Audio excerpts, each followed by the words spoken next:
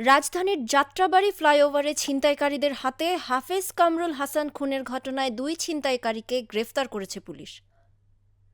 শনিবার সকালে DMP media সেন্টারে আয়োজিত এক সংবাদ সম্মেলনে এ তথ্য জানায় ওয়ারী বিভাগের অতিরিক্ত পুলিশ কমিশনার মোহাম্মদ মফিজুল ইসলাম।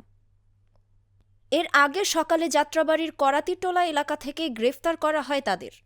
পুলিশ জানায়, গ্রেফতার ২ জনই পেশাদার ছিনতাইকারী। মূলত মাদক সেবনের টাকা জোগাড় করতে ছিনতাই করে তারা।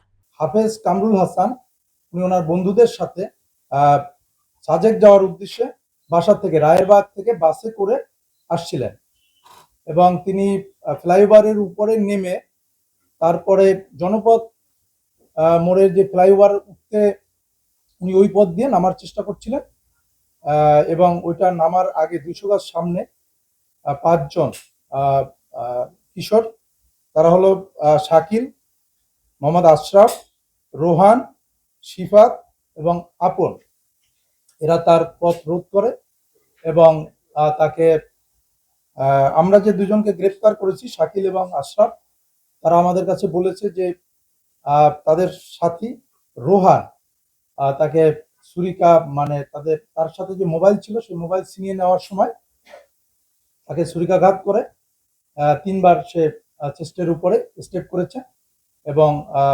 রোহানকে তারা মেরে ফেলেছে। কালার এক্সপার্ট, জর্জ স্যাপ এবং মাইল্ড অন হ্যান্ডস টেকনোলজি সমৃদ্ধ অরিক্স ক্রিস্টাল ওয়াশ আপনার লন্ড্রি এক্সপার্ট।